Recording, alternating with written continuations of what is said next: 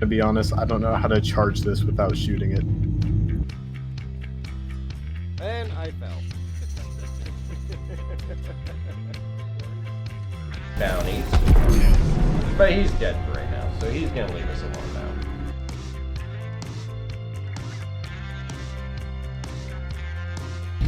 Alright, well, if I kill you, it's not my fault. I don't believe that for a minute. Oh, my armistice zone privileges are revoked.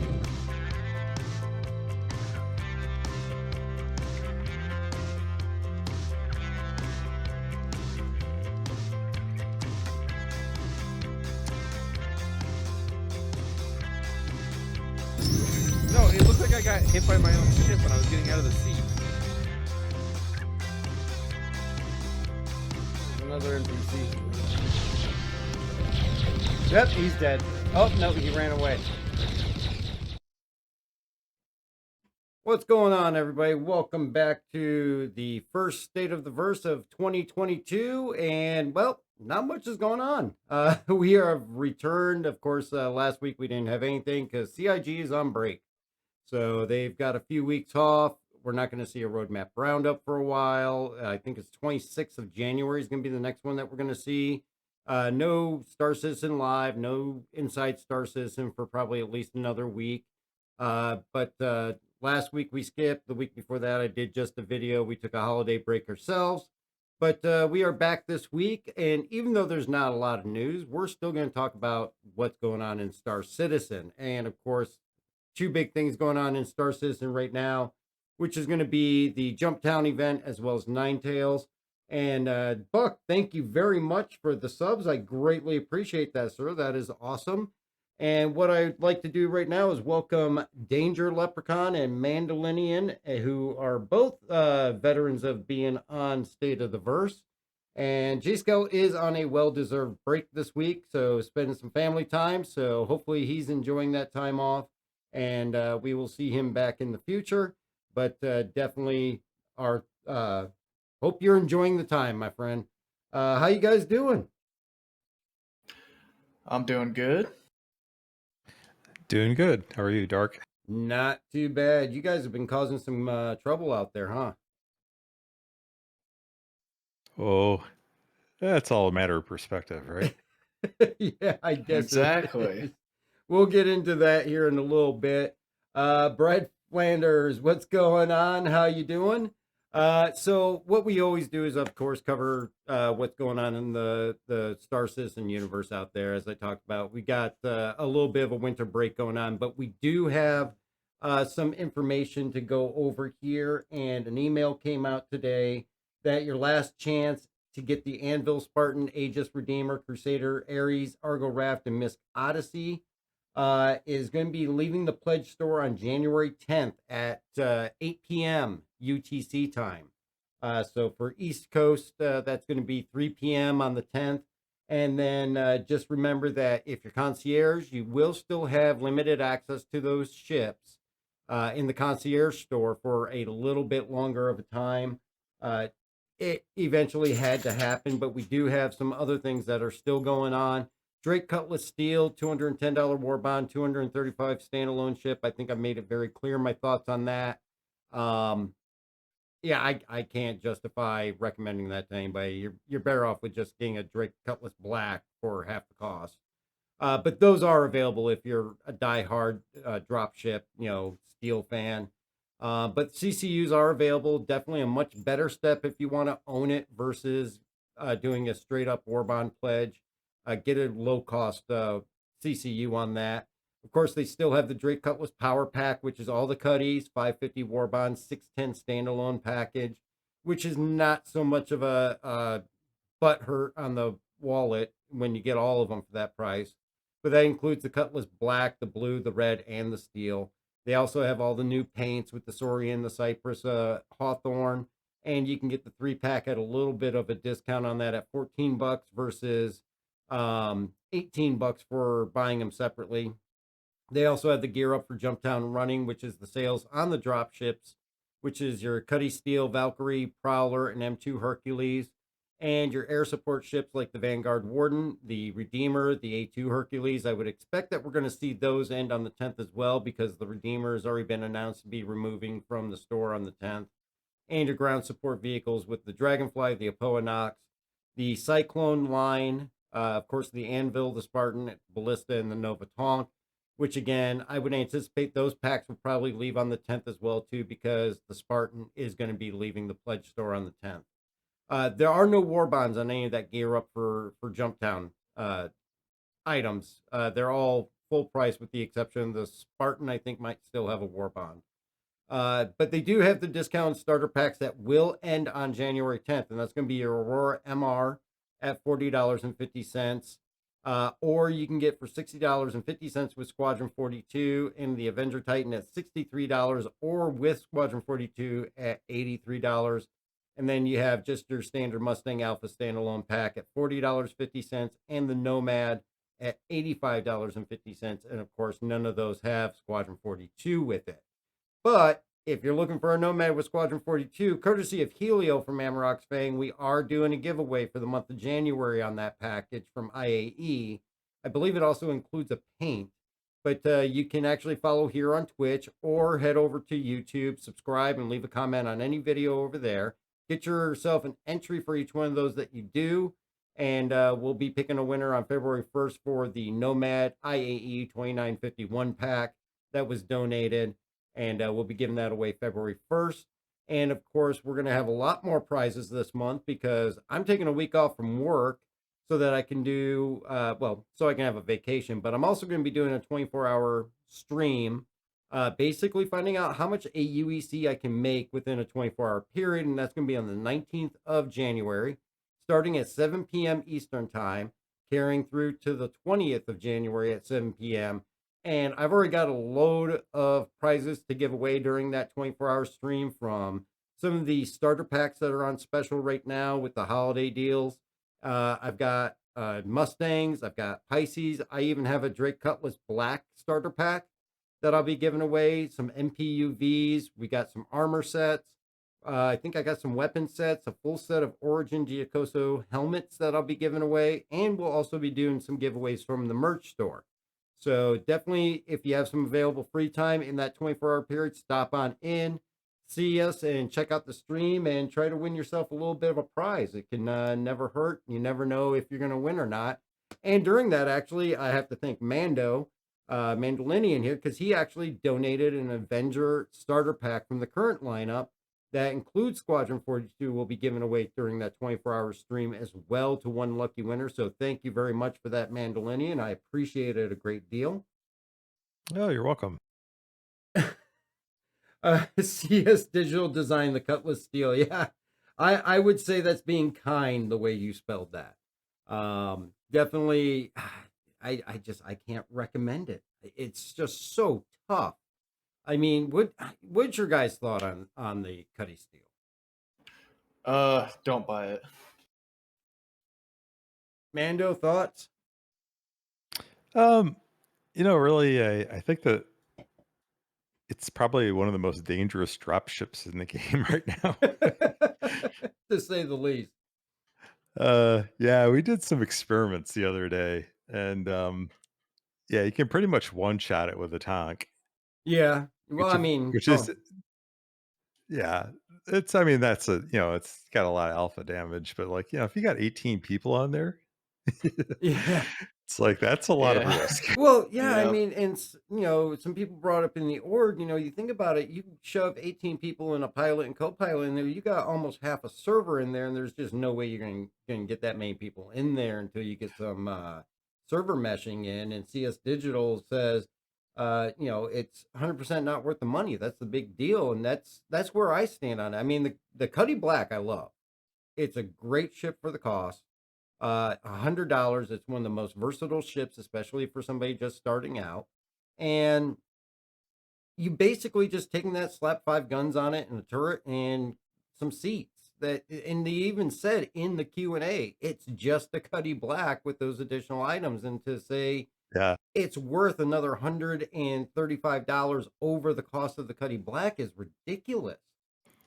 Yeah, it's basically the Cuddy Black with, like, the 7th row seating in it, and, yeah, I don't really know. I mean, I'm kind of in an awkward position because, like, I want a Cuddy Steel from Well, Amarok Spang. I wanted the so I don't wanna badmouth it, but, no, like, at the but same well, you time, it's won the like Cuddy Steel, didn't you? yeah, exactly. Yeah, so I mean, Yeah, I you won won it it. on the giveaway, so but Yeah, so I don't wanna bash it, but, like, I also kinda look at it like, well, if I were going to, like, purchase it myself, I would probably wait to do it in game, you oh know? yeah, yeah, definitely. I mean, if you have to have it, get it in game. Save yourself the hurt to your wallet because I mean, it's just it it has that, and I think it was Anroll or somebody that said it's the jump ship disease that jump ships or drop ships seem to get kind of this, you know, held up on a pedestal. The Valkyrie, which is a great ship, I love the Valkyrie. I think it's extremely versatile, and I think think it's just a great design. But is it worth almost $400 US for a pledge on it? I don't think so. If I can get on a cheap CCU off a ship I don't like, or get it in game, it definitely is a ship that I want to have. But pledging it at that $400 is tough. And the Prowler, the same thing. I think the Prowler makes a decent drop ship, but what is that, 475? I think to get that in Oh, game. yeah. It's like they have this delusion that drop ships just warrant this huge uptick in price point. Yeah. Um, yeah, I agree 100%. It's Yeah, like it's really, buying it out of the pledge store for that kind of money, it's just sort of, I it mean, seems like you could spend your money a little bit better, I think. oh, absolutely, you could. I mean, for 475, look at all the other ships you could get for that. That would be much more multi-purpose, multi-role.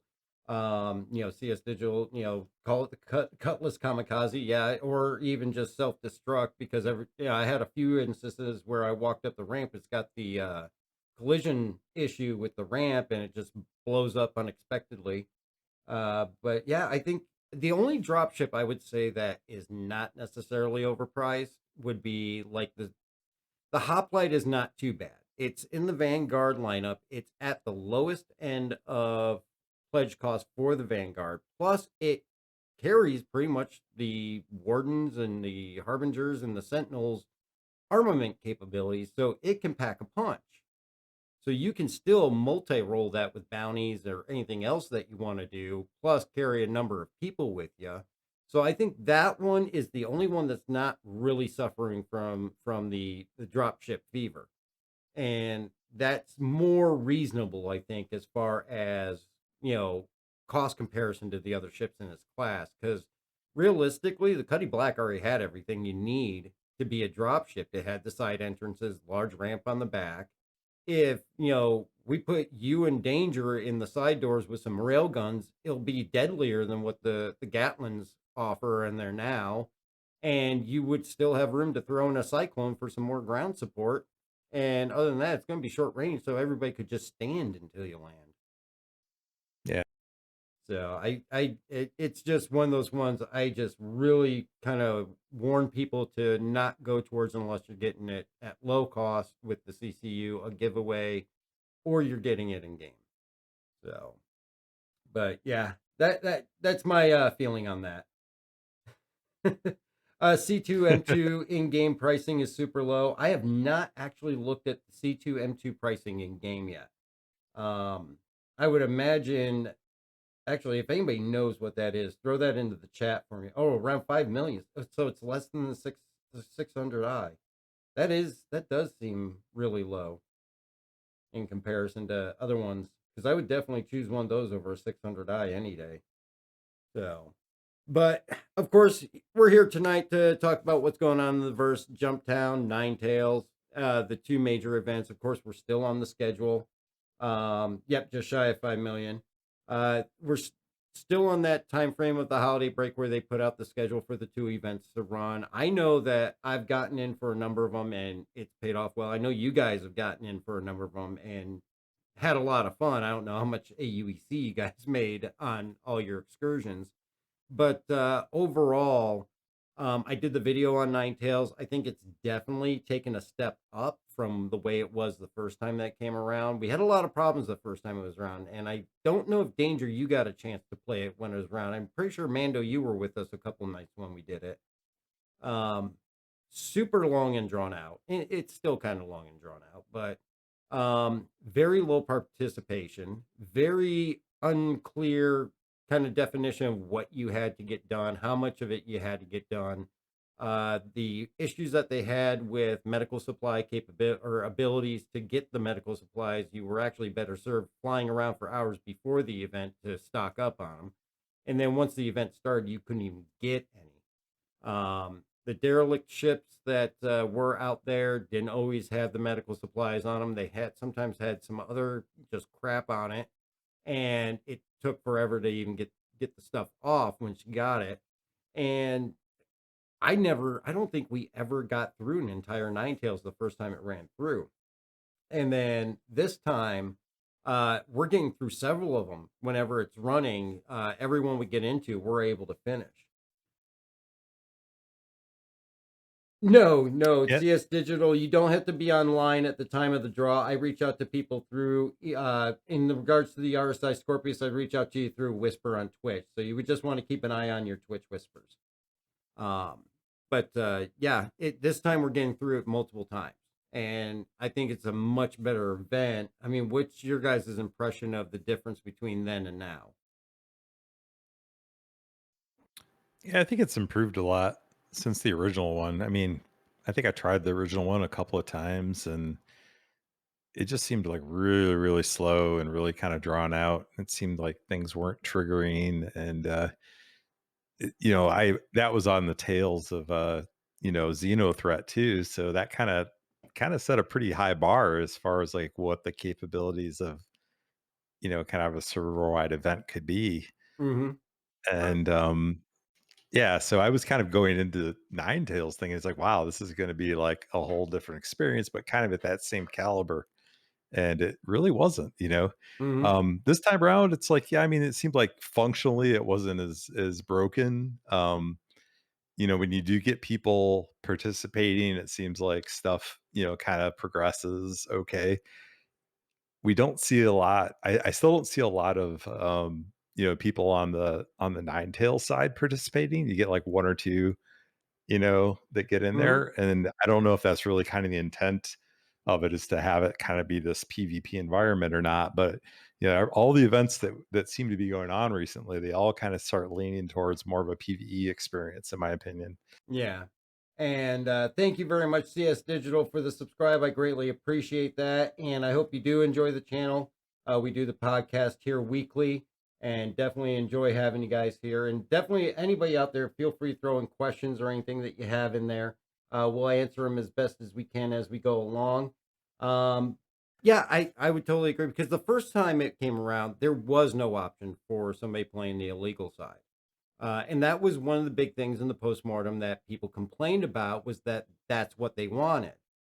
And we had people coming in trying to play the pirate side, and obviously they weren't making any money off of it. They weren't making any reputation or anything like that. So they weren't really gaining anything from it other than they got to blow some people up, namely me, because I'm not a great pilot. And when I'm not a great pilot, if I'm not dying from that, I'm dying from danger running into me. So, Yeah, yeah. but yeah, I mean that was one big thing during the postmortem. So they did that, and kind of like you said, I only ever see one or two people out there playing the pirate side, and I've never done the pirate side, so I don't know how the earnings compare. But I know that if you mix the delivery mission with the combat mission, I can easily pocket 2 million AUEC in one event, and I can't imagine the profits are that high on the illegal side of things either. So I know Danger, didn't you say you got the missions one time for the illegal side? Yeah, I mean, it's like the same thing. It doesn't pay as much as you'd like it to, for all that trouble you're going through. Yep. CS Digital, yeah, I may end up having to hire some pilots, that's for sure. Yeah, and I think there's some more balance that they got to get there between the offerings they give the illegal side and the offerings that they give the legal side. Um, because that will definitely play a big part in, what side people are going to play, because just because you make the option available, if the money isn't there, the earning potential isn't there, they're not going to want to do it. And it's nice that they got that function in though, but I think there's some more balancing they have to do throughout the whole event, including maybe even some of the time length. Because last week we were running it, and beginning of the week it seemed like it was 3.5 hours to get start to finish, not including the hour and a half, 2 hours of the pre-event messages. But once the event actually started, it was 3.5 hours to get through the whole thing. And then by the time that the end of the week rolled around, we were running it, and we were completing it in about 2.5 hours. So I don't know if they did something to shorten it up, or if we just had a better group that was playing through, or more people that were playing through that were making it going faster.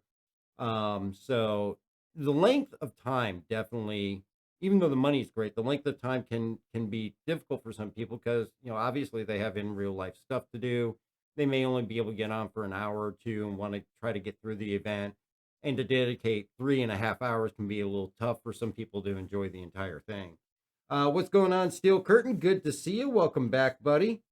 Hopefully you're going to get to feeling better. Sorry to hear that you're under the weather. But the event itself, I think, has definitely taken steps in the right direction. It's definitely more fun. The major issue with the medical supply availability has been resolved. Of course, you can go to a station, land before the event launches, get ready to, but you're still going to be under the regular caps of maybe able to get 17, 18 SCU medical supplies beforehand. But as soon as that mission launches in the Moby Glass, you hit that console, you can fill 2 C2s in one go, which is nice to see, because you're not sitting around for hours just waiting for cycles to go through to try and fill up your ship. You get the money right away and you can go sell it. You might have a line or have to wait for one server tick, but it's really not that inconvenient to wait the 10, 15 minutes for that to happen before you can get through. I haven't seen anything take longer than that. The PvP aspect, like you said, Mando, just a couple people, so it's not huge. But the PvE, I think, is definitely not on the level of Xenothreat, but close. It's not boring like what it was before, with difficulty finding them and finding the groups, but there's adequate PvE there to keep you tied up. Lots of explosions. Love the hammerheads and the Idris at the end. It's just a swarm of hammerheads you got to take on, which I think is great, especially when you have, and I'm going to say, because I know somebody's going to mention that, how much it's gone to hell. The Ion's a great ship to run that mission in if you're doing the combat. I mean, it just, between that, and I know H3 in the org was tearing things up with the 600i, and with 3 size 5s on there, and he was tearing up hammerheads just as fast in that, and sometimes faster than what an Ion would do. And then that final Idris battle, which who can complain about an Idris battle? It seems like they made the Idris a little tougher than what we see with the Eckhart missions. Yeah, It definitely seems it's to last longer. yeah, I like that aspect of it too. It's like I like there to be more of a challenge with the boss that comes into the battle. Oh yeah, I think at one point we were getting through the Eckhart Idris in like 5 minutes. When we got to Oh that yeah. final Eckhart mission, the Idris was just getting melted, and that was before the Ion even came in.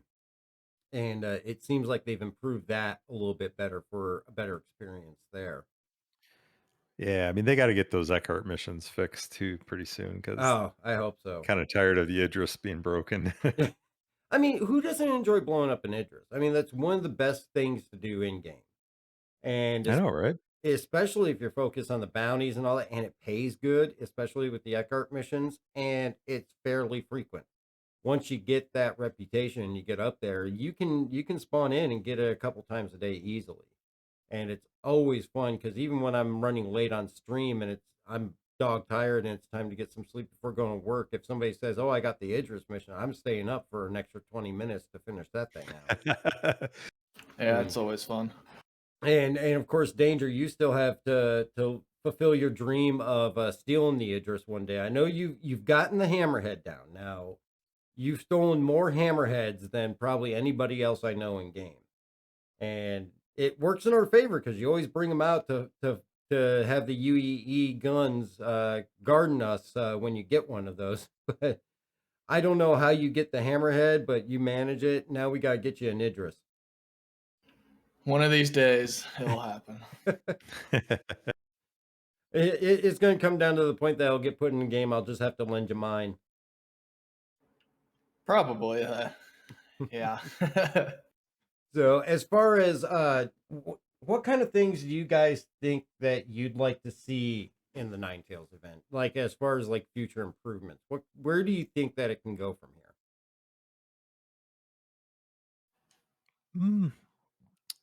And that's a good question because it's a pretty predictable event right now.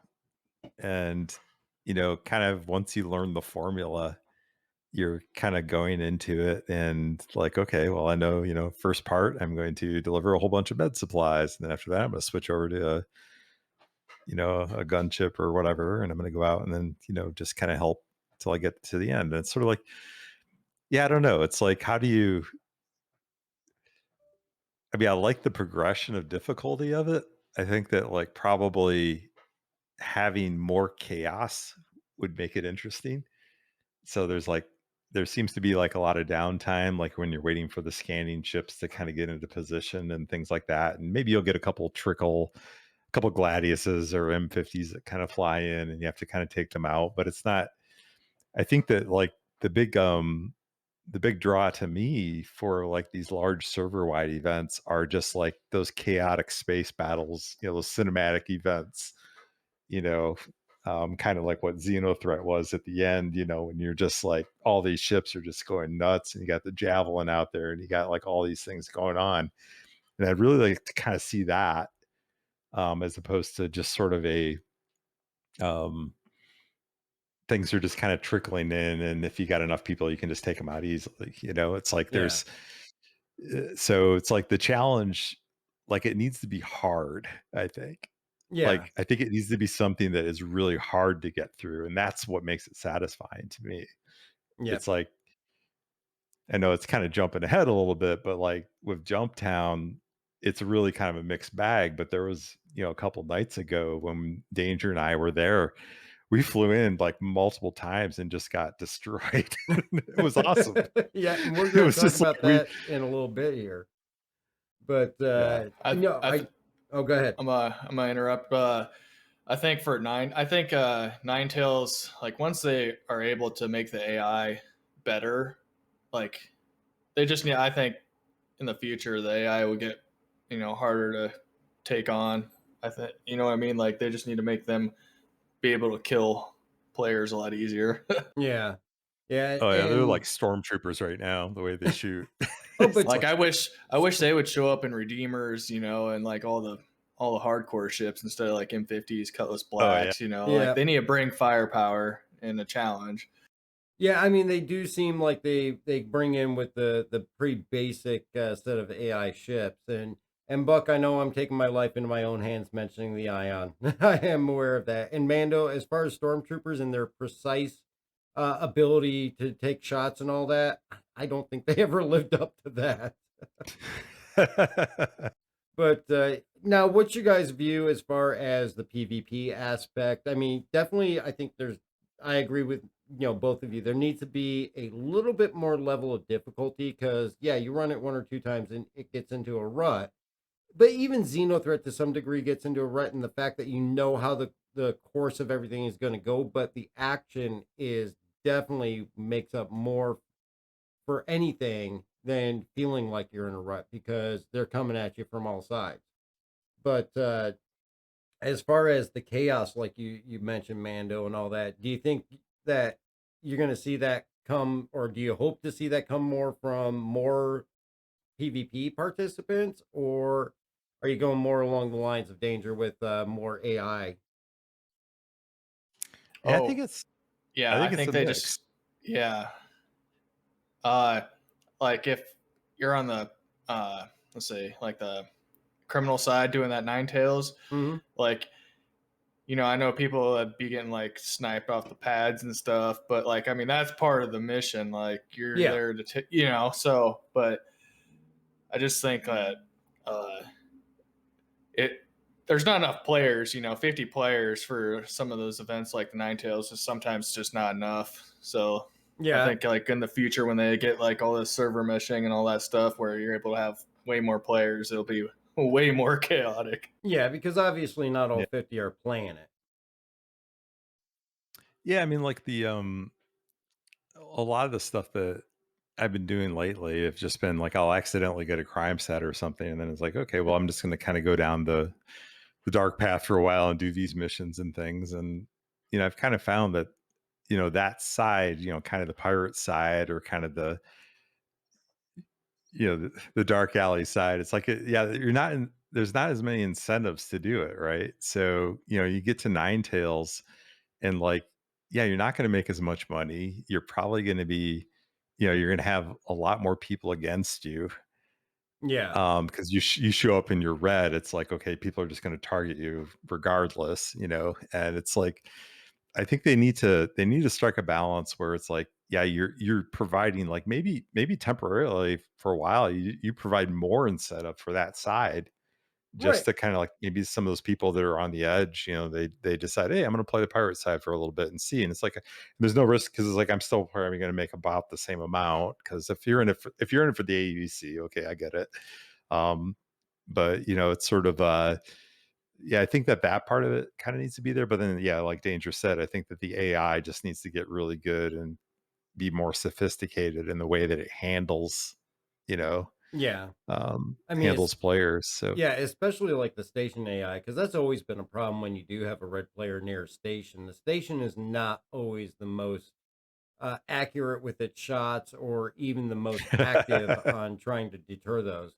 But I mean, definitely, I know we see like in the personal tab, when you look at like the claim jumpers that you have in the mercenary tab on the general tab or the mercenary section of the general tab and the stake a claim that's under the personal tab, they're the same mission. It's basically clearing out the mining area, and one pays 22,500, the other one pays 35,000, and the one that pays 35,000 is the more aggressive illegal side. Your illegal execution warrants tend to pay a little bit more, so in some aspect, I think I agree with you that they gotta move that incentive over because they're not going to get the PvP players to play the illegal site until the money is adequate, and I would say needs to be equal to what you have as far as the potential on the legal side. Maybe even higher because you are taking a higher risk. You're going to end up in Clasher. You're going to end up, getting yeah, killed. Yeah, well, I totally. think like I personally think any like thing like criminal on the criminal side should pay way more than the lawful side because you're taking that risk of going to prison anyway. You know what I mean? So Yeah, it's risk and, reward.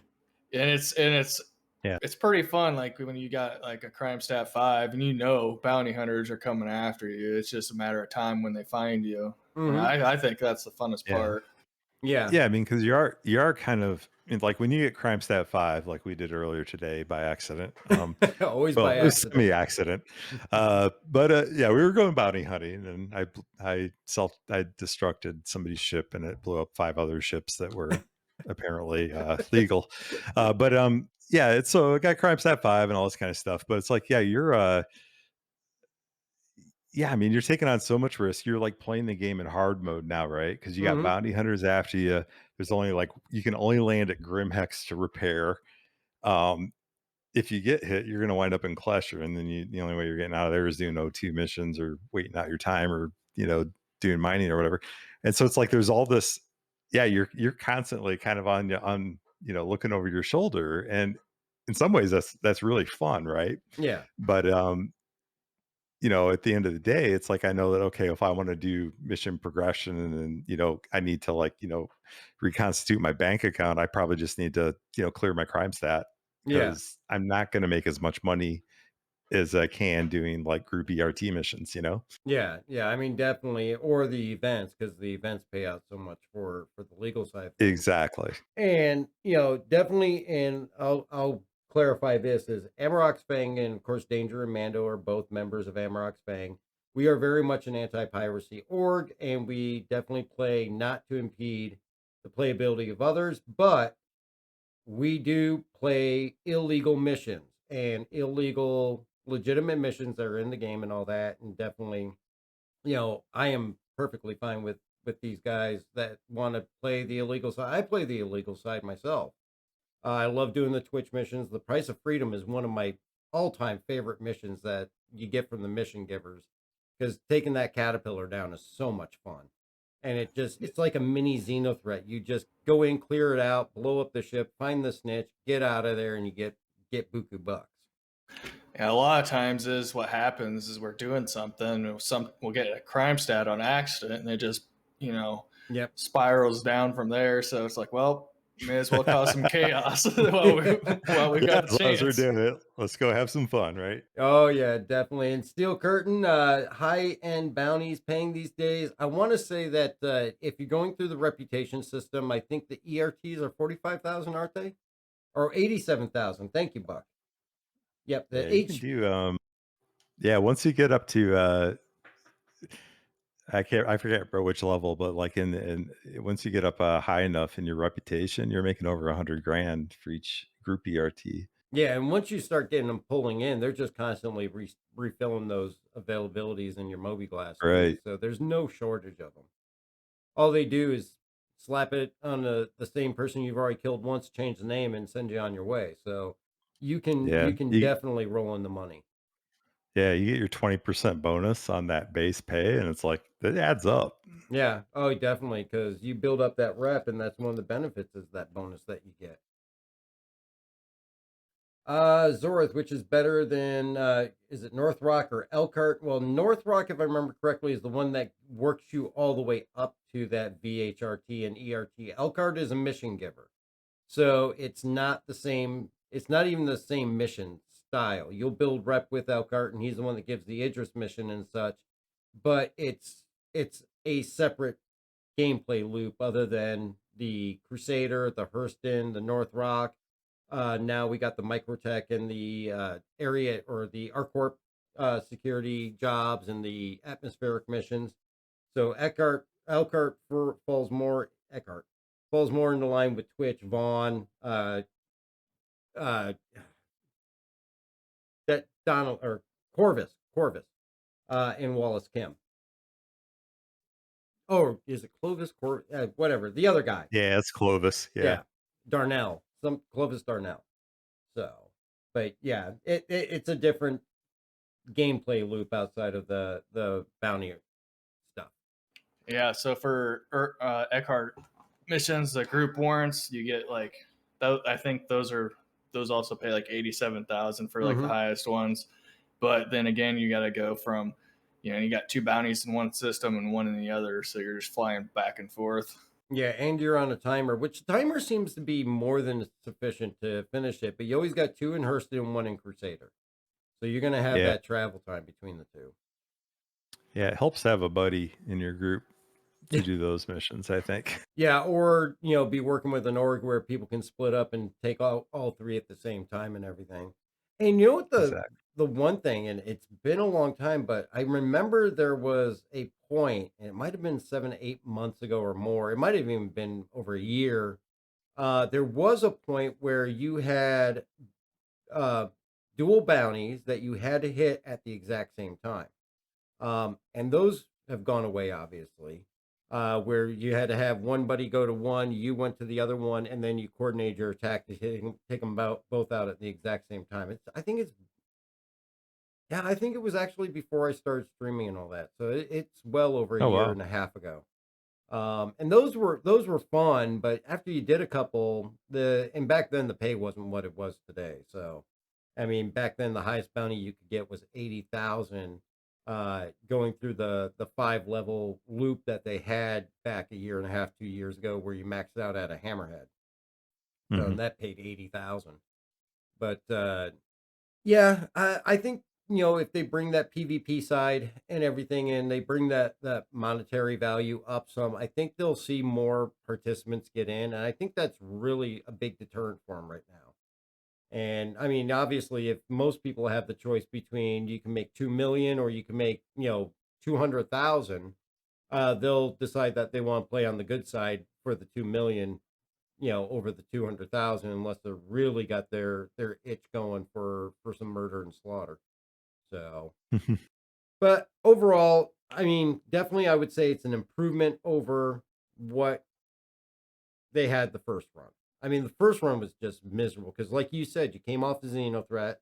They brought this in. You had high hopes because Xeno threat. I mean, like you said, it set the bar way the hell up there. And Yeah. I can't say anything's reached that level since then. Obviously, we're all anxious to see another Xeno threat come in because obviously they're working on the next one, introducing an illegal side into it to allow PvP to play the side of the Xeno threat. And that's going to be interesting to see how they do that and see if maybe they learn from what they're doing with Ninetails right now to make improvements for that run of Xenothreat. But I think Xenothreat does a better job also that it incorporates every aspect of the game. You got a cargo run, I mean, outside of mining, but you got a cargo run, you got FPS going through the Starfares, you got ship to ship combat, you've got the Idris, you got the Javelin, you've got Yeah. the need to coordinate and work together as a team with not only your own group, but everybody else on the server that's participating in it.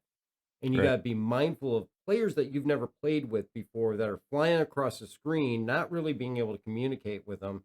And it really, like you said, it's that chaos. And it It makes is. it Yeah. really kind of get your blood pressure up and really get you into the experience.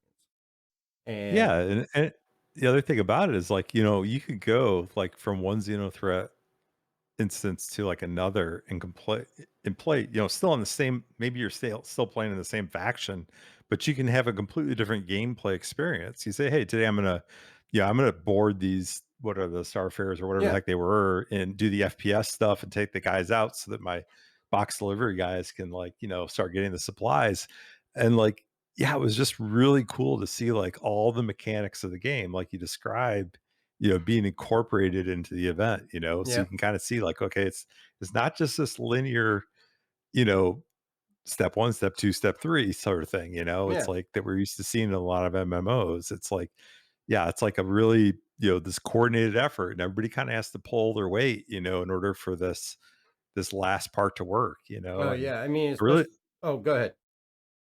Oh, no, I was just, yeah, it just gets me excited to talk about it. It's like Oh, it was a really cool experience. So yeah, I'm sure they've gotten lots of good feedback about that, and I'm sure they've got other ideas in the works and stuff, and I'm looking forward to it. yeah, because I mean, they even incorporate the cargo hauling with the quantum sensitive, time sensitive, and the Yeah, yeah, supplies that you have to get exactly. back. And if you've got the quantum sensitive, you're going to be interdicted between the Starfares and Jericho. And Exactly. you Yep. either got to have a ship that you can fight in, you can run in, or you got to have an escort.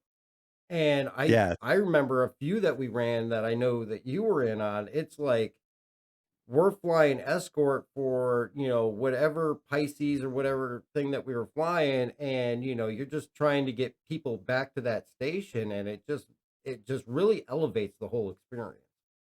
Yeah, it really did. It's like that diversity, the level of diversity that was in that event, just really made it pretty special, I think. I've never played a game where it was like that before, and that was what I liked about it. Yeah, yeah, I mean, definitely. And the fact that, like you said, every time you play it, it's different, even though you're going through the same storyline. Like you said, you can do FPS this time. Next time, you're going to be a cargo runner, or you're just going to be on the Starfare loading materials in. And I mean, I will say with Xenothreat, they hit it out of the ballpark. And I think that they're finding that it's not something that is so easily repeated with these other events. And Ninetails is getting there though. I mean, Ninetails needs a little bit more work, but it's going in the right direction, definitely. So, danger, anything other than AI that you're hoping to see in the future for Ninetails? Um, Maybe Well, you somehow mentioned the speed it ship. up a little bit, the process, just because Yeah. it does take forever. The whole mentioning it over and over that's going to happen is kind of a little too much, I think. Oh, the 2 hours of pre-event messages. Yep.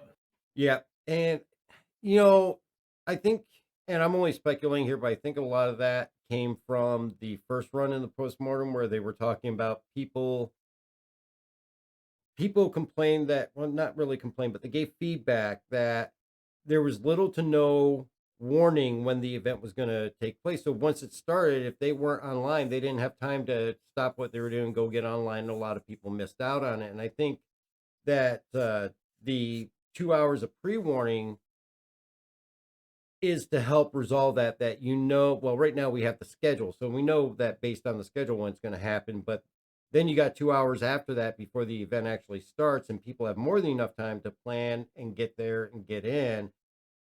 But it's like going from one extreme to the other. They had no warning to now they have more warning than I think that's really reasonable. If they did over an hour, I mean, that would definitely make it much better, give people a chance to know when it's going to run.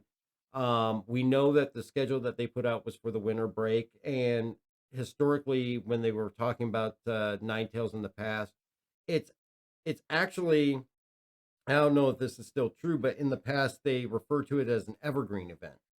And they said that the evergreen events are different than dynamic events. Dynamic events like Xenothreat are going to happen at specific times, once a quarter, or different ones over each quarter. It'll be one event for each time period, and eventually they'll have multiple of those, like what we have with Jumptown 2 now, and of course Xenothreat. But Ninetails was going to be an evergreen event, and the difference being is that an evergreen event is always going to be capable of being triggered, and it's going to be triggered by the conditions on the server at that time.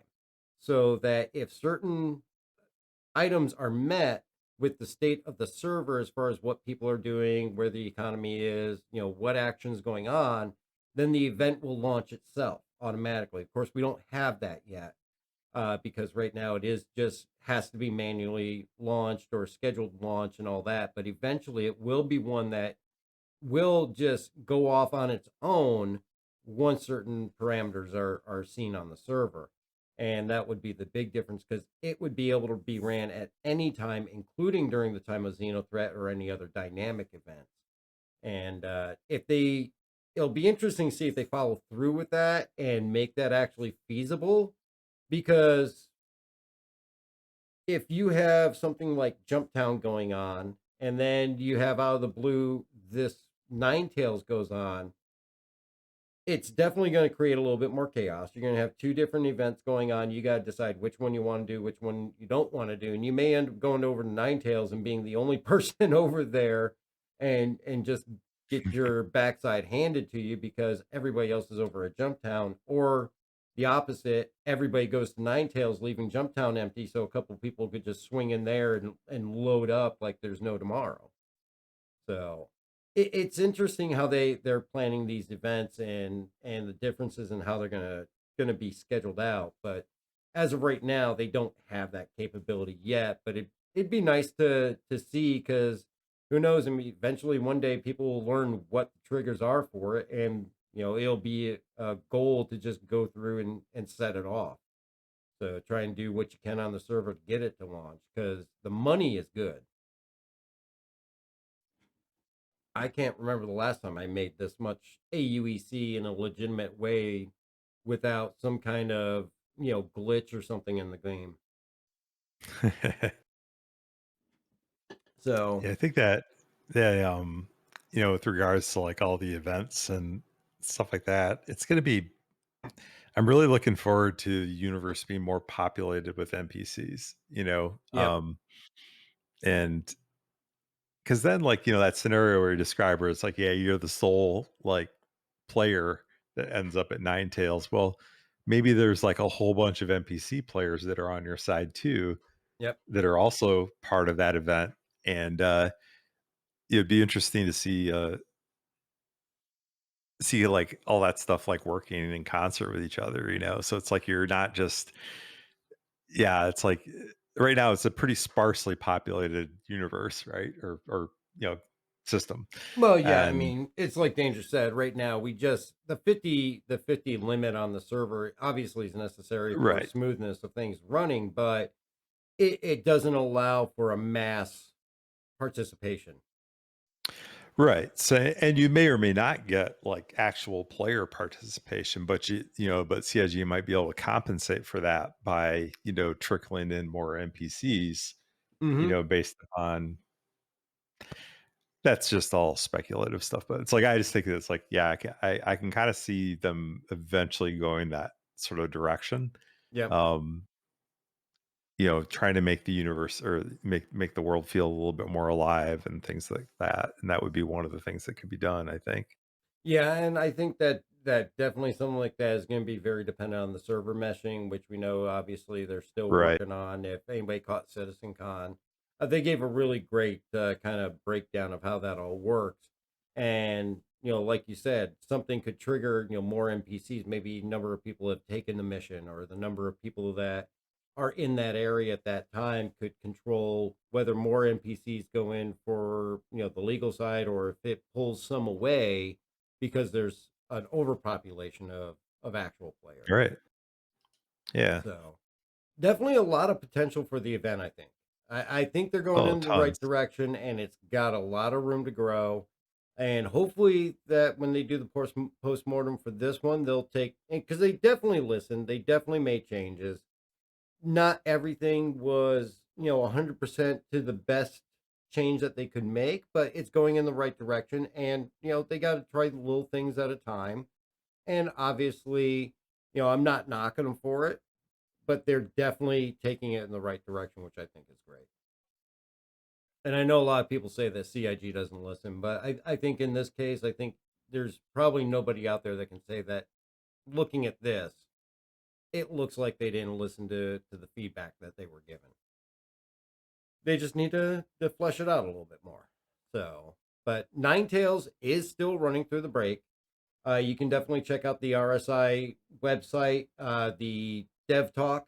Go in there and go through. You can find the posting of the remaining dates. I think that runs through the 14th for Ninetails and Jumptown on that time listing. And isn't it the 14th we have our last 48-hour Jumptown, I think, is the scheduled date for that. Yeah.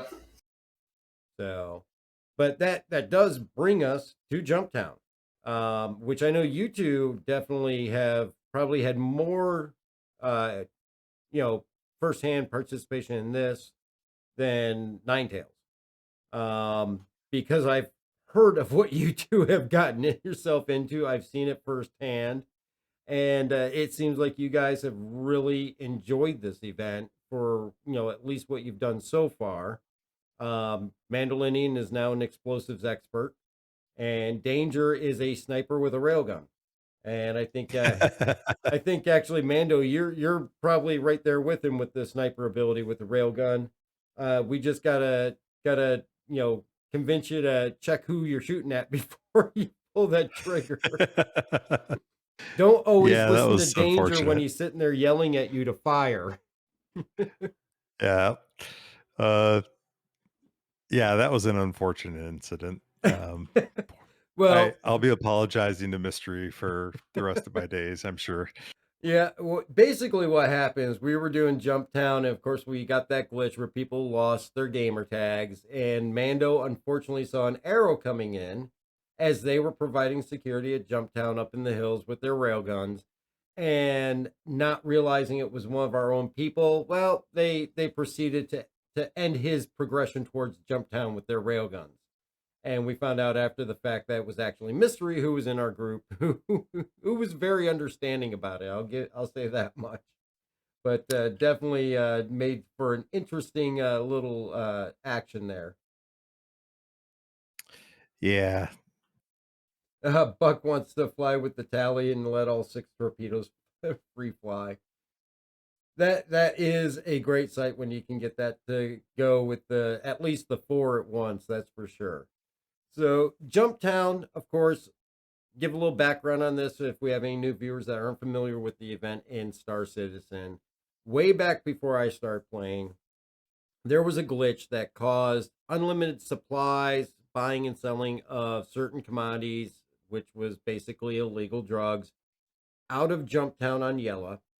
And it was basically a free for all out there, PvP. Go out there, take everything you can, sell it, make buku bucks, and it just turned into a war zone. If you can catch some of the YouTube videos that are out there of when this was happening, there is some exciting clips. There's some exciting videos out there. Definitely recommend checking it out. But it was not supposed to happen. It was a glitch in the game, and unfortunately, at some point there, after it had been going for a little while, CIG had to shut it down. And they definitely shut it down because it was breaking the economy. Not that we don't always have something breaking the economy, whether it be cargo trading, replication bugs, uh, different things like that. But I guess it was seriously really hurting the economy and affecting a lot of other aspects of the game. So they shut it down. 2 years, I think it was probably 2 years down the road, they want to take that experience and they want to turn it into a scheduled event where they can provide the same atmosphere without as much of an impact on the economy. It's going to cause, and by their own words in the Star Citizen Live where they first talked about this, it will impact the economy, but to take a short time controlled hit on the economy for the experience of the gameplay that was so loved, it's manageable. They can easily recover. It's manageable and capable of scheduling that so that there's more control over it and there's less effects on the rest of the game from the event. So that's when they came up with Jumptown 2. And Jumptown 2 basically, though, has been expanded to 3 different locations, which is going to be Raven's Roost out in Microtech. It's at Paradise Cove on Lyria, or it's going to be at the original Jumptown on Yella. And basically, there's 2 sides to this. There's the legal side, which you want to go load up your ship with the bales of drugs from the kiosk or machine inside the hab, load onto your ship, get it to a low orbit station like by Genie, Port Olisar, Port Tressler, or Everest, and sell it off. You're going to make a bunch of money. So for the legal side, it's 19,700, or was it 22 per package? 19,200. 200. Okay. So, and originally when they tested this in PTU, it was only like 7,000 they were doing per package, but they upped it. And so it's that 19,200 now. And on the illegal side, the goal is to get to Jumptown, get the packages, deliver them to Grim Hex, where you could make a similar amount. And I think that one they do pay more for the illegal side on that one when you sell it at Grim Hex. Of course, I think it's the same. I believe. Oh, I is think it I the tried. same? Yeah, it's the same. So pretty much, earning potential is at least equal, like you were saying. It's the same, and the overall goal is not to just get a couple packages to get out, but to actually take over Jumptown or Raven's Roost or Paradise Cove, and hold it. And that way you can move ships in and out, continually loading them up while defending the area from other people that want to get in and do the same thing and make some bank. Horse and bacon, broken incomplete economy. Yeah, it's always got some type of issue. So hopefully we'll see some more stability soon.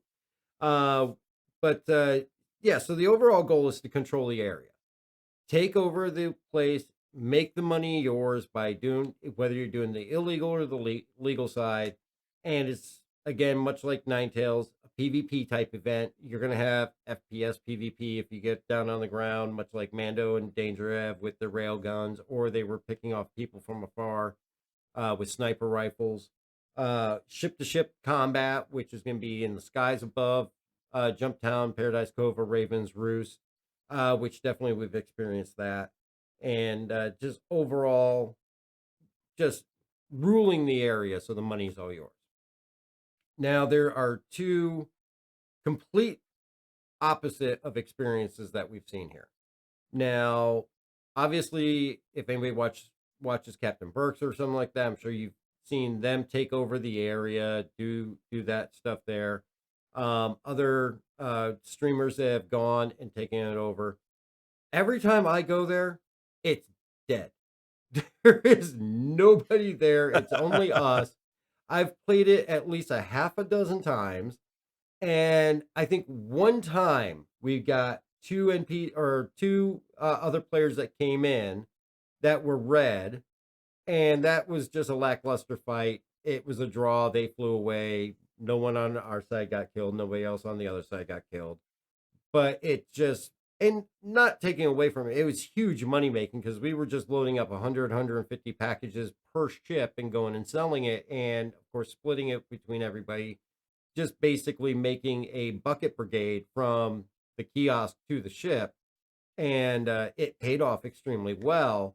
Now, you two have had a completely different experience, even though you've been in on some of those experiences with us, but you guys have gotten the full experience with Jumptown. So, what is it that you guys have seen when you're finding other people there and other things that are going on?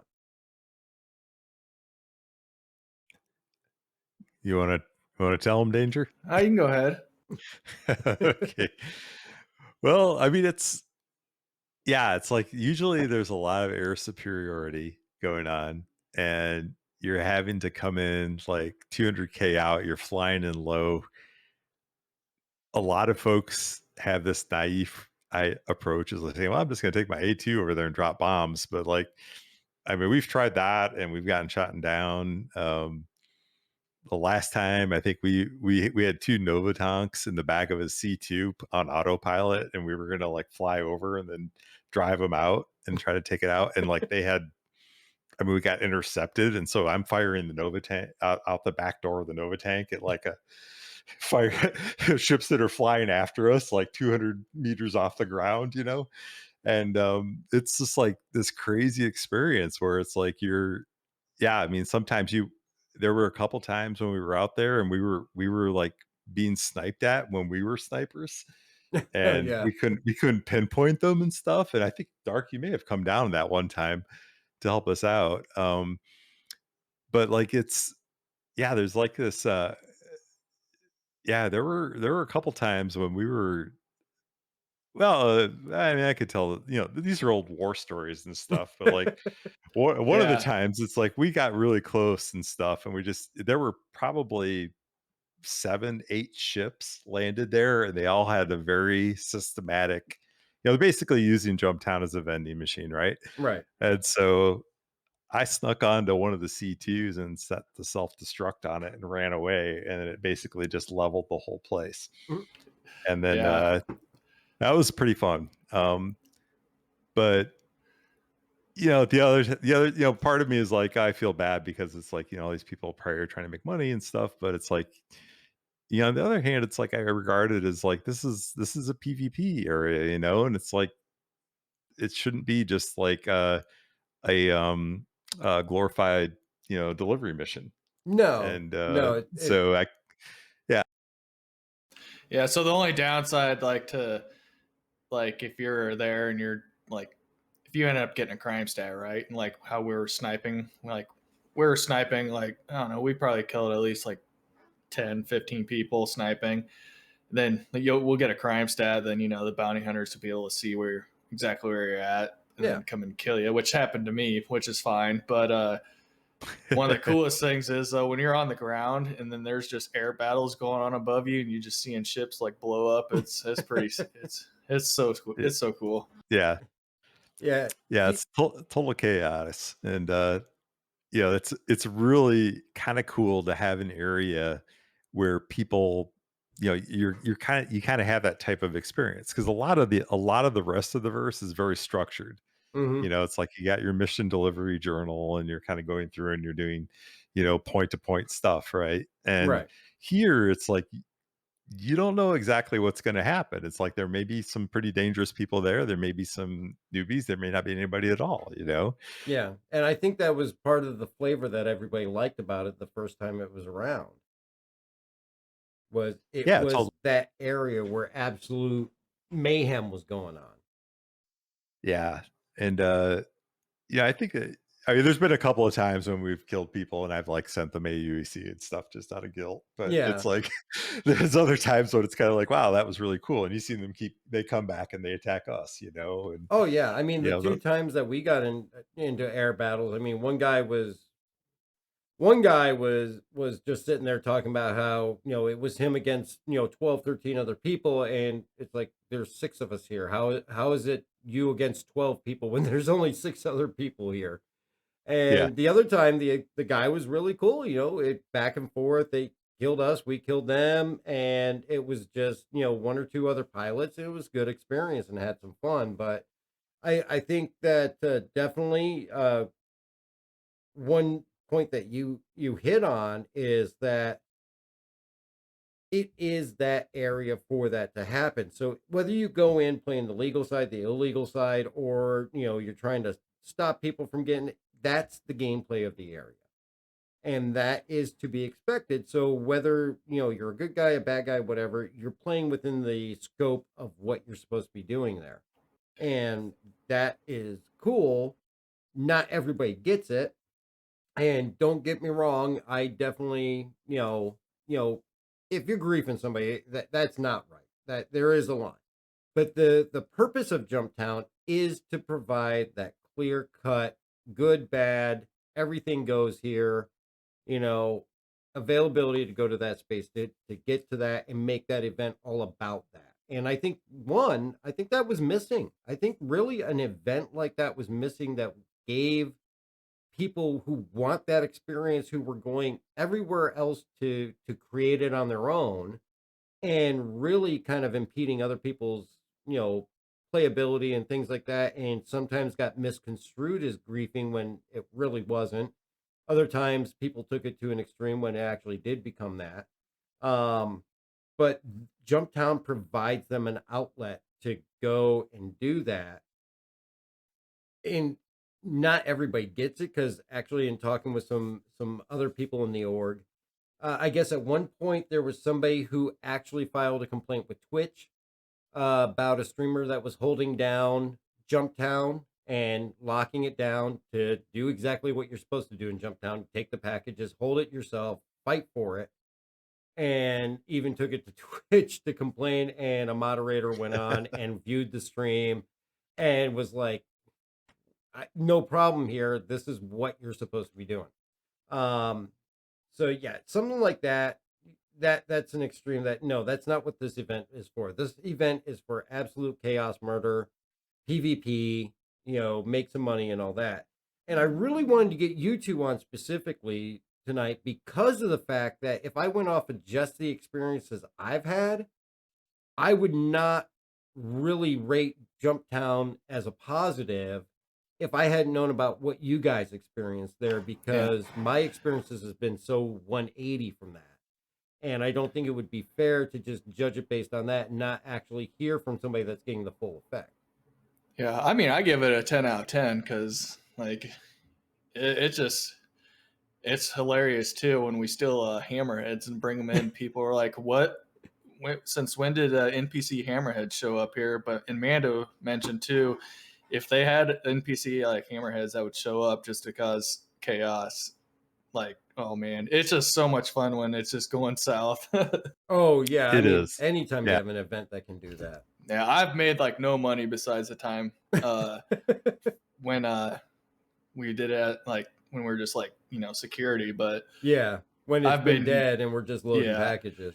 I have not loaded any packages. I just go there to fight players and have fun. Well, yeah, I mean, when you have an event that is that involved and that chaotic, I mean, to some regard, you're not so concerned with the money aspect of things because you can just go do Ninetails for that.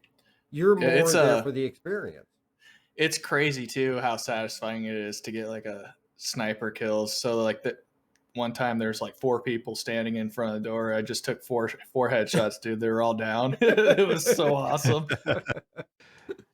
And I think that like up through like probably 314, I mean like my main focus was, MIP, money is power, right? So you're Yeah. like trying to buy ships and you're trying to buy equipment, you're trying to do all this stuff. And then after the wipe, I kind of reassessed and I'm kind of like, you know what? I just want to make the bare minimum amount of money, but I'm really going to try to focus on the experience of the game. And like that's when I started going down, all the different channels for the different missions you can Yeah. do and like stuff that I just never even, thought of before because like somebody didn't create a video on how to do it. Yeah. And fortunately, I'm in an org that has people in it that like doing that kind of stuff also. And yeah, I've been having a great time in 315 for that. And I think that kind of those organic experiences too, like Jumptown provides, Hmm. those are I think are what the verse as a whole really has massive potential for. It's going to be like I think that like this is kind of going off on a tangent, but like I think that like in general, like if they can kind of create this ecosystem with these opportunities for you to just engage environments, Yeah. it's like that'll go way beyond like mission givers, Oh, and yeah. kind of that standard stuff. Yeah. And I think that's going to come along with that just helps provide a balanced experience for the game overall. And Yeah, I mean, you gotta have, like, some structure just to get people, especially people that are new, that are getting into the game and trying to learn the mechanics and learn their way around and stuff. You gotta have, like, some sort of system in place for them to do that. But eventually, it's like, you can't have that, like, constrained by, like, what developers come up with for well, it's like, the guy that writes missions needs a 2-week vacation, It's like, well, but if you can create an economy, you can create an economy and an ecosystem in which this stuff can kind of like just happen, you know, through player interaction as opposed to like just straight up mission givers. I think I mean, like a lot of the fun that we've had is just it hasn't been because like somebody gave us a mission. yeah. It's because we've gone in there and we've wound up interacting with other players, Yeah, and I you think know? that you got a good point there is the fact that when you're running the missions, whether it be Eckhart, even just the Vaughn, the Twitch missions, and all that, it is very structured. Go point A, point B, do this, you're done, pay, go back, start over again, go from B to D or B to C, and it's just becomes repetitive. And something like this really helps kind of break that up. And that's kind of, when these things aren't going on, for me personally, I try to, get a variety of different things. I might do some mining one day, then move on to some cargo trading. Then I might take on some Vaughn missions or maybe a Twitch mission or two and try to just keep it because the monotony of just doing the same thing over and over again to make the money like before, the wipe, it became all about in-game purchases, ships, armor, components, and all that. And then really I found that I had it all and it kind of started affecting how much I enjoyed the game because there was nothing else to strive for. And then the wipe came along and it kind of makes you take another look at it. Like you said, yeah, do I need XL1s for every single ship I have? No, I don't. Right. I Right. don't need XL1s and ramparts and snowpacks. I need it for my Harbinger. I need it for my Warden. That's and maybe an XL1 for the Cuddy Black.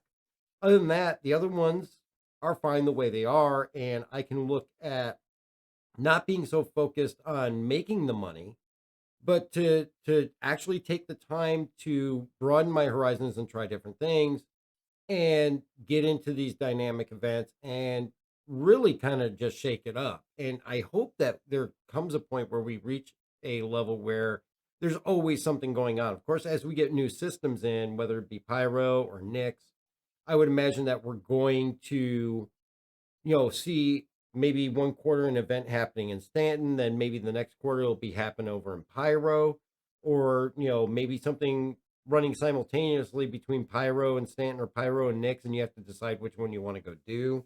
Buck, yeah, the Jaeger drive is good. I will definitely say that the XO1 definitely improves the Harbinger experience for me for sure, though. Um, but I think that really, like you said, you kind of after the wipe realize that I ground for all this, and really it didn't improve my game experience any when once I said I've got X amount of ships that all have XL1s. I mean, really, Right. most of those ships, if you're a multiple ship owner, you're usually gonna fly the same 2 or 3 ships in most cases, unless you're doing something specialized like, prospector mining or something like that. And now, granted, yes, I've been able to earn some AUEC, but a lot of that comes from doing org events or doing the streams where we're doing mining trips and things like that. So I'm benefiting from the fact that we do those things on stream and everything. But I think I have a better appreciation for experiencing the game itself over being so focused on making AUEC. Yeah, I think yeah, for me, like, and I don't know, maybe Danger has some other insights on it too. It's like the experimentation part, and not always just trying to min max everything, right? But just Hmm. kind of experimenting with different builds or experimenting with different techniques, or going to new places. It's like that adds like a whole. There's like a whole bunch of stuff in this game that like you can do. If you just have to kind of open your mind a little bit and just kind of like do some exploration and just try new things and not be afraid to fail. Oh Now's the yeah. time to do that too, before death of a salesman, death of a spaceman is Yeah. full swing, right? Yeah, oh yeah. Well, I mean, if you think about it, and really you're talking about new players, when I started playing, it was a year before I realized Benny Henge was a thing, the Javelin Wreck was a thing, or that any of these other landmarks that we go visit sometimes on streams and were actually existing. I didn't know these things were out there. I never had any clue what Benny Henge was until somebody had mentioned it. And oh yeah, well there's a vending machine Stonehenge out there that you gotta go check out. And I Yeah. Google it and oh wow, there is. And you never Christmas tree at Microtech. yeah, the Christmas tree at Microtech. And now I'm looking for those things. And now that I know that they're in there and all that and trying to find them, and obviously somebody found the wall at Aberdeen way back when it was there, the gorge on Hurston, things like that, that definitely, whether there be, just a temporary glitch that causes something interesting, or it's something like Benny Henge that was purposely put into the game.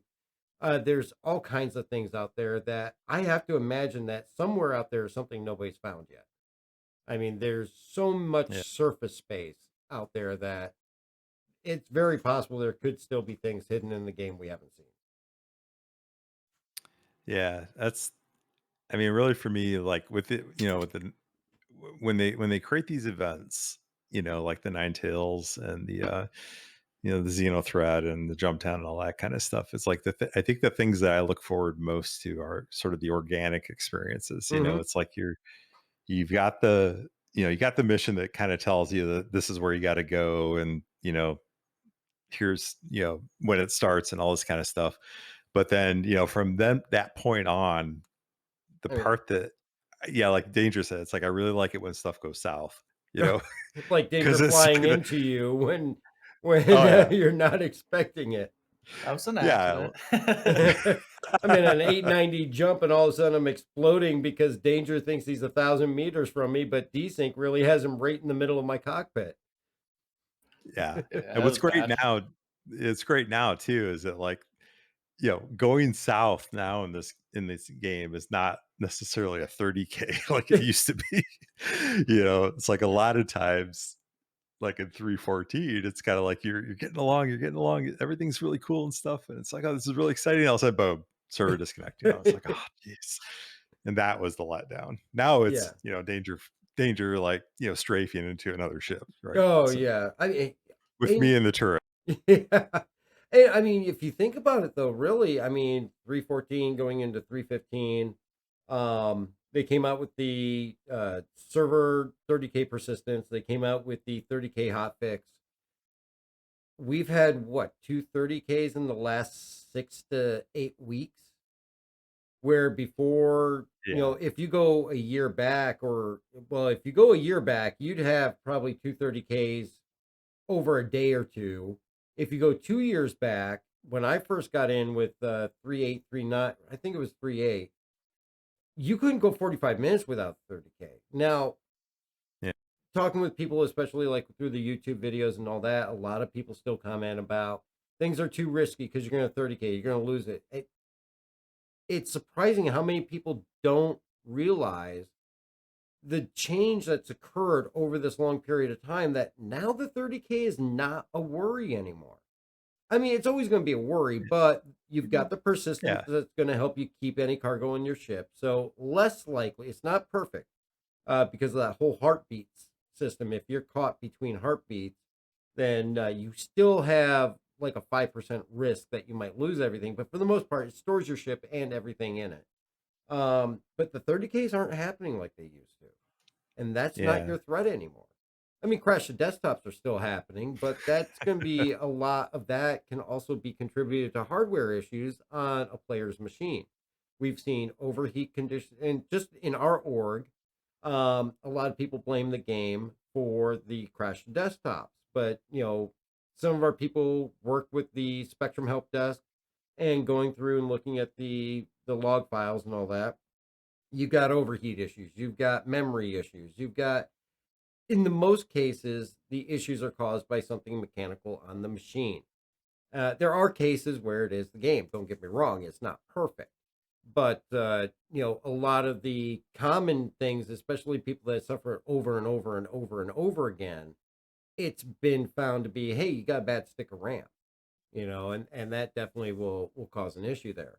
But the dangers that you used to have that would really make it a negative experience with the 30Ks and all that, those have gotten so much better over the last year that I don't think people can use it as an excuse as to say that the game is not playable. And I will always say this is an alpha. It's a test bed of a test bed. I mean, well, actually, PTU is a test bed of a test bed, but alpha is a test bed. It's going to have Yeah. bugs. It's going to have glitches. It will have 30K until they find 100% cure for it. But we had one the other night, and I think that was the first one we've had in 3.5, 4 weeks. Yeah, it's definitely a lot more rare now, which is nice. Yeah. So. Yeah, about the only thing that the big risk that I have right now. So I was doing with Ninetails, the medical stuff, is invisible asteroids. Oh Those yeah. are still the big. So 30Ks are no longer a threat, right? But those invisible asteroids, those are the ones you have to watch out for. See, now this is another thing where I have the completely opposite experience than you. Because I know you have had it, and I've had other people in the org that have said the invisible asteroids have been a problem. They get into them, they pop up, and they explode. Every time they pop up for me, I fly right through them. I've not Oh, had one really? kill me yet. And I'm always in my C2, but you get that silhouette of the asteroid and just like some transparency of you can just make out the surface as a quick flash. And by the time it flashes, you're already in it. But yeah, I haven't had one kill me yet. Yeah, mine. So the last medical box delivery I did for Ninetails, which is that's 1.1 million AUEC, right? Oh yeah, I And mean your profit's 700,000 on it. yeah, it's huge profit, right? But a huge risk. And so I'm flying in probably 120K out from the station, Yep. and I'm pinging the whole time because I know it's got all those flashy lights and stuff because of the fog or whatever, the magnetic stuff. And so I'm pinging the whole time. I've got a clear path. There's another C2 that's probably 5K ahead of me Mm-hmm. going the exact same route. So I'm thinking, okay, if there's a threat out there, they're going to intercept him first, which is, so I'll be able to see, if somebody tries to go in there, and going along, humming along, and then all of a sudden just exploded. Yeah. And it's like, well, I don't have an explanation for that other than an invisible asteroid, but I don't Buck know. Maybe it could have been something else. Who knows? Buck says they have new cloaking tech. There's new cloaking tech. Yes. Yeah, there you go. Yeah. No missile. It's like, okay, well, yeah, maybe there was a retaliator out there or something, but I would have gotten a missile warning or something. Yeah, I see the one that's bad for me is I'm getting that ramp collision a lot, and on more ships than just the Cuddy Steel. I've gotten it on the Freelancer. Actually, one night I just called it quits because pull a ship, go down to get some supplies, get off the ramp, blows up as soon as I step off the ramp. All right, well, Yeah, go. Yeah, You that have night. the worst luck with your ships randomly exploding. It happened one night I was playing. I wasn't playing with you, but we were on the same server. You died like 5 times because Oh your ship yeah. just randomly exploded. Every time I landed on a pad, it didn't matter whether it was Ariel, Aberdeen, whatever. Every time I got off on a pad, I stepped off my ship and it just blew up. I went through like 5 ships in no time, and then I was just like, finally, like, you know what? No. This is a sign I need to call it for the night. And it was just like, and I thought, well, maybe it's just the C2. And then I tried the freelancer. It did it. Then I tried well, I flew in a 100i, which doesn't even have a ramp. And I flew it, landed it on Everest. As soon as I stepped off the staircase onto the pad of Everest, it just blew up. It's like, really, I can't win with any ship here.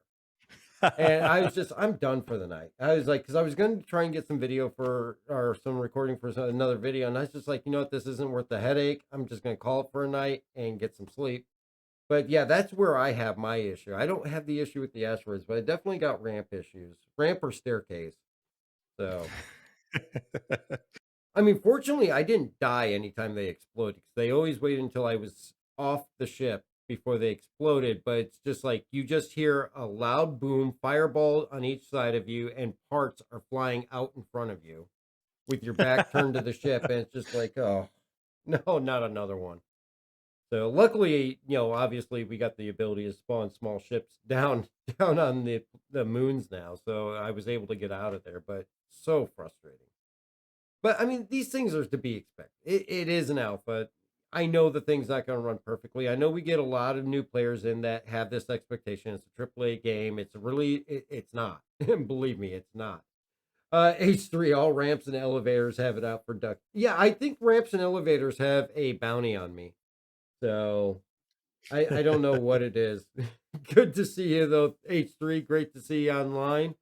Um, but yeah, so yeah, it is something that gets frustrating and it makes you get to a point where you gotta step away, or else you're gonna really lose your anger. And I will never turn into one of those people that you see smash the keyboard or crack it over their knee when you get frustrated. Sometimes you just have to say, you know what?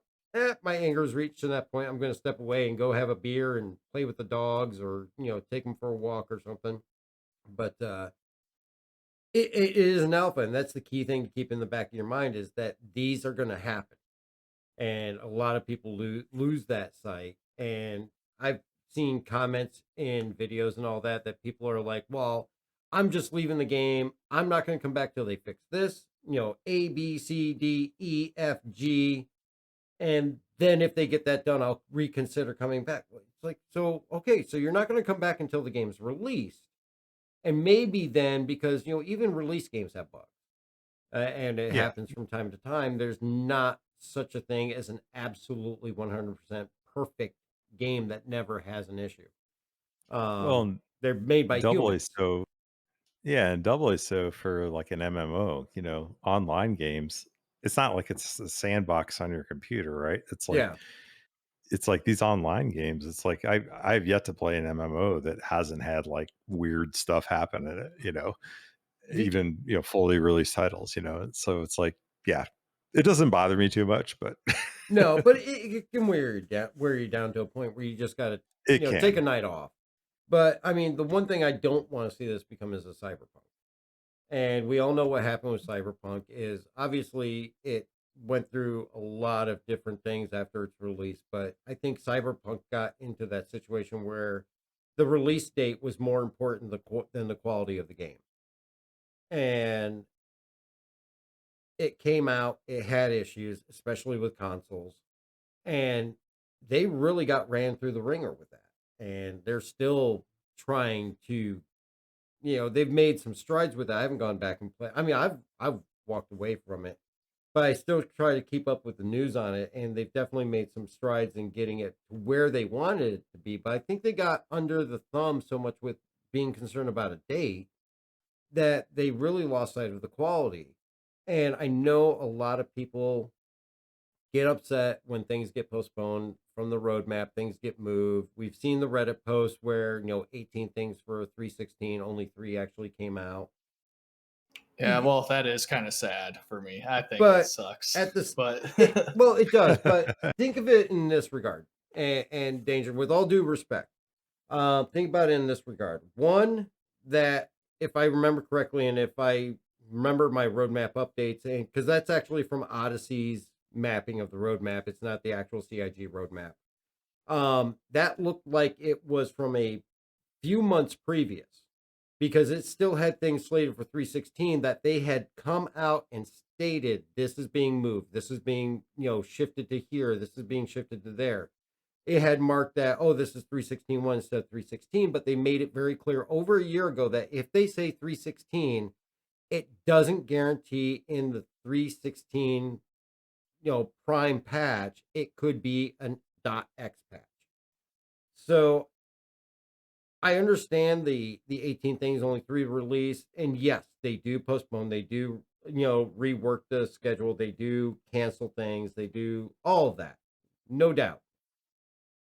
But they've been much better about being open about it with the roadmap roundups and saying, hey, we're moving this from here and putting it over here because of this reason.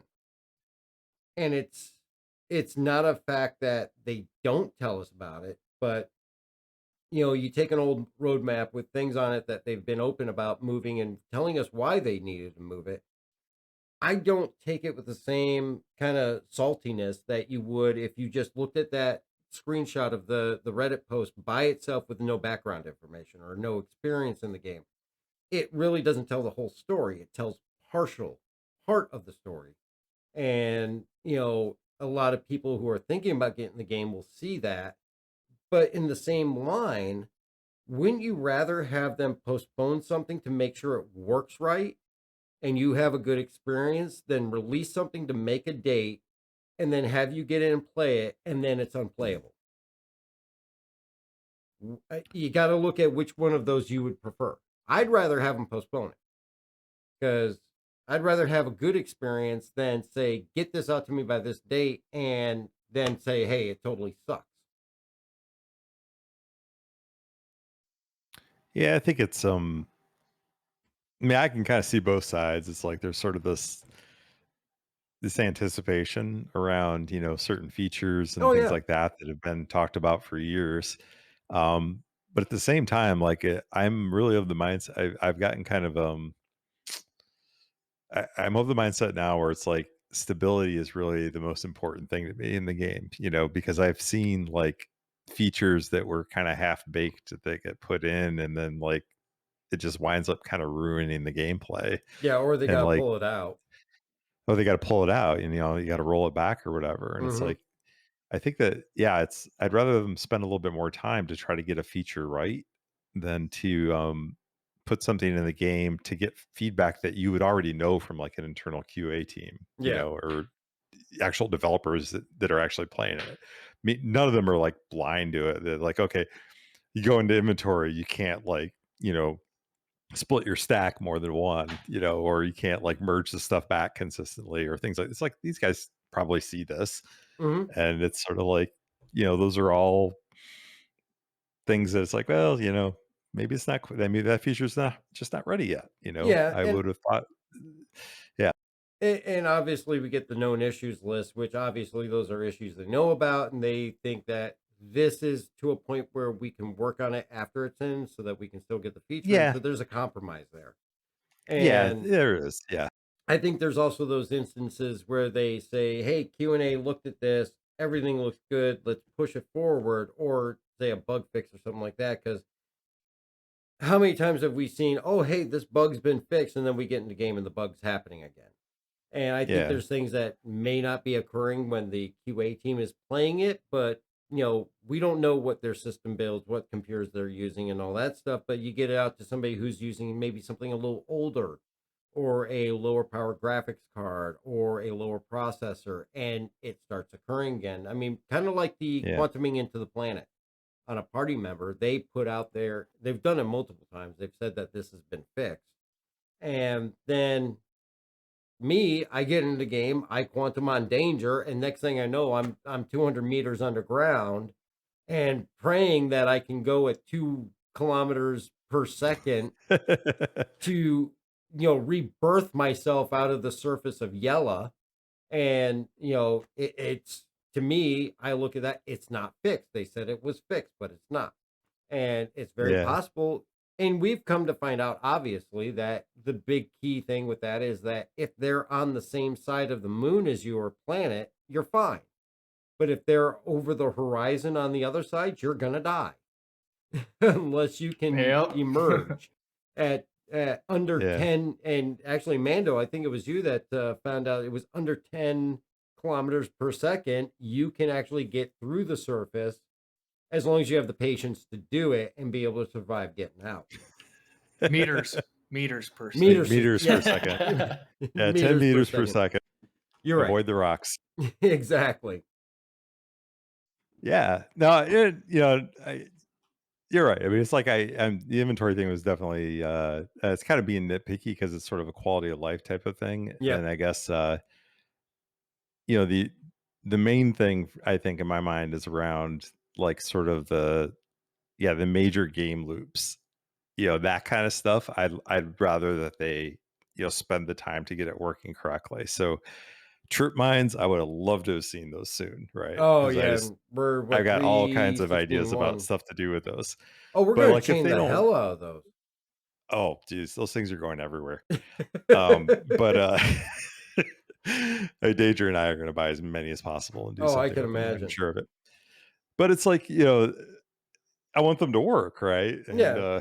And another it's sort good of like example is mining I want gadgets. it to They be push fun. those back. Yeah, totally. Yeah. So it's like I'm fine with that because it's like it's not something that we have worked with. It's not like we're like having to submit issue console tickets and all this kind of stuff. Like I think with 315, like in PTU, I think I did like over 30 Yeah, I know issue you're a console huge things. contributor on the issue console tickets. And like that was part of me was kind of like I really want this to be good, and the other part is like I felt guilty because I hadn't done a whole lot in the past, but like that was exhausting. I mean, recording videos for those things and like Yeah. doing all that, and yeah, I'd rather some of that stuff I think probably could have been caught ahead of Yeah. time. But yeah, I don't know. Yeah. So, just kind of back to what we were talking about with Jumptown, kind of along the same questions as Ninetails. You guys have had a great experience with it. Obviously, like I said, I've had a slightly different experience, and I think I know why. I think, part of the reason that we get into stream, we have such a large group that a lot of times we get a new server or we are the majority of the server, and there's just nobody else there, which is understandable. And I don't fault CIG for that. But you guys have definitely gone in, just yourselves or by yourselves or together, and you guys have had a completely different experience. I think looking at those two dynamics, it leans more to as to why we're not getting the same thing when we're on stream. But from your experiences with Jumptown, Danger, and Mando, what are things that you'd like to see brought into, really kind of bring it to another level? What are things that you think could take it to the next step in that dynamic event? I think having NPCs show up, fly in, and do some stuff. Yeah, there needs to be like another threat there. I think Mm-hmm. like if unless you have already have opposing sides. Mm-hmm. If you're uncontested going there, it's not really that fun. I mean, well, it is to some degree, but it's not as fulfilling for me. And yeah, like there's a mechanic in the game right now. Like if you get a crime stat, I mean, Danger and I had like a hammerhead like follow us down to the surface Yeah. and like blow up a ship that we had landed and stuff. And it's like that was totally awesome. I mean, that was like Yeah, getting we were go ahead. at like one of them facilities where you can pull out ships and stuff, and we're trying to pull out a ship, and the hammerhead shows up and just blows up our other ship, which was crazy to see happen. So almost along the It w lines of like a third faction to throw some Yeah. more mayhem in it. Yeah, I mean, just, if you got red targets there, it's like, yeah, have the UE Navy show up, Yeah. and it's like, or if they're just nothing but blue targets, it's kind of like, yeah, I mean, have like some Ninetails show up or something, and that kind of makes it so that you know you can still do your delivery stuff, but now you got to be able to defend, You got to have eyes on the and back of your head because who knows if there's yeah, a third faction. Obviously you can recreate that if you have three individual orgs or three groups of people doing it. But I think right. I like, kind of like your idea if you have the UEE or something like that come down and want to just shut down the drug facility. Uh, I think I would agree with you that that would actually be exciting for it. Because Yeah, it would it's also provide an opponent in the cases like when we go out there on stream and it's just dead, you would have that third faction that would eventually come in and try to, you know, shut things down as well too. So I mean, I think that's right. definitely a good idea for an enhanced experience. Yeah, it's like it's great that they like you can just make a boatload of money on it, right? But I think that they really should.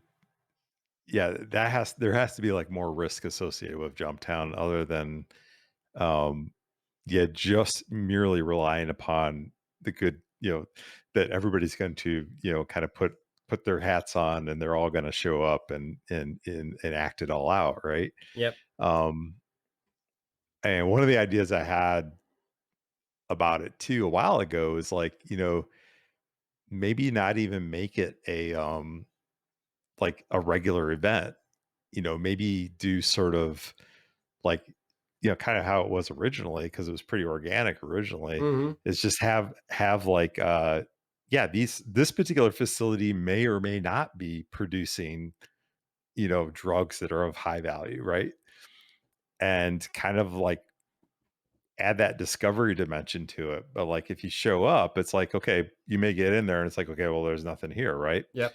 You show up again and it's like, oh, now there's stuff here. Okay, I'm gonna call my friends in. Okay, so now the population increases there and you all start hauling stuff out. Oh, now the NPCs show up, and it's kind of like, okay, now you've got like something that is just sort of escalating. Mm-hmm. And yeah, you have that opportunity to make a ton of money, right? But like the the added participation in that area, that becomes like a real hot spot, and all of a sudden all these other parts start kind of coming together, and then it lights up, right? Oh yeah. And I don't know, I don't know. Well, I mean, It's you getting think late here, about so it, I'm kind kind of starting to of. imagine a lot of stuff, but Well, I mean, if you think about kind of what you're describing, though, you could end up going there fighting tooth and nail to take over the station, and then come to find out it's got nothing in it. yeah, I yeah, mean, which is totally. a whole nother level of, I would think that would add excitement. But yeah, I mean, I would say I agree with you on that. And I can't be bitter for the experiences that I've had because it makes sense why we've seen what we've seen on our side. But I mean, anything as far as final thoughts on Jumptown from either of you? Oh, I hope that they have some sort of events after all this that coming soon. Well, there is rumor of a Xeno threat coming up. So we do have. I would imagine that they've ran it the last couple quarters. One event for a specific time period. There's a possibility, and from some other videos that I've seen, I think Board Gamer talked about it, and I haven't watched the video to get all the details, but possibly, probably in the next, 317, I think they were talking about a possible Xeno threat. There's no confirmation or anything, so I don't want to really say that anything's for certain. Obviously, because we like to talk about what's confirmed. But that is coming down the line because they have definitely said this will continue. Xeno threat will be a thing going forward on a basis of when they see that it's going to go through. And I would not be surprised, like we talked about earlier, if we see them implement that aspect of being able to play the Xeno threat side.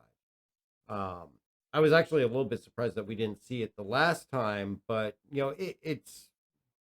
I would imagine I'm not a developer, but I would imagine it takes quite a bit to add in a whole nother side of an event on that short notice. So we know Yeah, that yeah. that's coming, and I definitely love playing that. I could play that over and over and over again, and I never get sick of it. So, Mando, any final thoughts on Jumptown from you, sir? Um, no, I think I've pretty much covered everything. Right. Well, I know that we're moving up to the 2 hour mark here, so I definitely want to thank Danger Leprechaun and Mandalorian, both of you, for joining me this evening. I greatly appreciate you taking the time out of your day to do so, and definitely give your side of the events. Because, like I said, it's important to me to get that side of it because it's not the experience I had, and I want to put out a fair picture of the event itself and not just base it off of what we see. And, definitely you guys are both welcome back any other time that you want. I love having you guys on here. You guys are great guests to have, but thank you very much for taking your time with me today. I want to thank everybody for viewing as well too. I greatly appreciate it. We just recently, actually today, we passed the 3,100 mark on YouTube. I greatly appreciate all the support that you guys show and the subscriptions and the follows here on Twitch. But don't forget, check us out every Wednesday and Sunday night, 7 p.m. Eastern time, where we do gameplay streaming for about 4 to 5 hours, as well as every Saturday at 8:30 p.m., where we'll be picking up State of the Verse again starting this week, as you saw today. And we'll have other guests in the future. Jay Scale will be joining us back probably next week or the week after, depending on what he's got going on. But I want to thank Jay Scale for all the work that he puts into the podcast as well too. I hope you're enjoying the evening off, sir. And thank you to everybody in Amarok's Fang as well too. You guys are a great group of people to play with. And definitely, if anybody would like to join, hit that link over here on Twitch. Send us an application. We'd love to have you join and jump in on the stream with us. Everybody is welcome to be on the stream and participate in all the events. Don't forget, we will, or I will. I don't want to volunteer YouTube for anything you don't want to do. I will be doing a 24-hour stream on the 19th of January, starting at 7 p.m., continuing through the 20th at 7 p.m. Basically, how much AUEC can I make within a 24-hour period? Not because I need it, but because I'm curious. And I will be doing mining, cargo hauling, bounties. I will be doing delivery missions. I will do waste missions. So I'll make all of 1 AUEC per box that I move. And I'll also be doing illegal missions, including Vaughn, Twitch, and anything else I can grab out of my Moby-Glass. We'll keep a running tally throughout the whole 24 hours, as long as I stay alive. And we'll keep a tally up there on the top of the screen, as well as we will be giving away a number of prizes. We've got starter packs, we've got MPUVs, we've got a Drake Cutlass Black starter pack, we've got courtesy of Mandalorian, an Avenger Titan starter pack with Squadron 42, and many different things there. And my goal is to try and do some type of reward every hour on the hour. So please join us when you can during that time period, and hopefully you guys will have good luck in winning something. We did a 12-hour a while back, and it was a great success. We've got a lot of new people into the verse that actually got a lot of great prizes, bear helmets and armor sets. Also, don't forget, follow here on Twitch or head over to YouTube, subscribe, and leave a comment on any video over there. Get your entries in for the giveaway for January, which is going to be that Nomad IAE 2951 starter pack, which includes Squadron 42 and I believe a paint. If it doesn't include a paint, I'll throw in a 5-pack of paint with it. They're not very pretty, but they're colorful. But get those entries in. If you do both, you get 2 entries. If you just do one, you'll get 1 entry. We'll pick that winner on February 1st. And good luck to everybody on that. And don't forget, here on Twitch, we do have our subscriber exclusive giveaway, which is for an RSI Scorpius. And that, can't talk. Subscribe up to January 31st and get entered in for a chance to win the RSI Scorpius. It is the LTI version with the Stinger paint, and we'll award that on January 1st as well. And don't forget that coming up in the near future, I will be giving away an RTX 3070. As I'm still waiting for my 3090 to show up, the Gigabyte OC Vision 3070 that I have currently, I will be giving away. Details will be coming along in the future. As far as how to get entered into that, I am considering just making it a Twitch exclusive. So keep an eye out for details. That will probably coming along in February. But thank you again, everybody, for all of my followers and viewers for checking us out. I hope you have a wonderful evening. And everybody be safe out there, and we will catch you next time.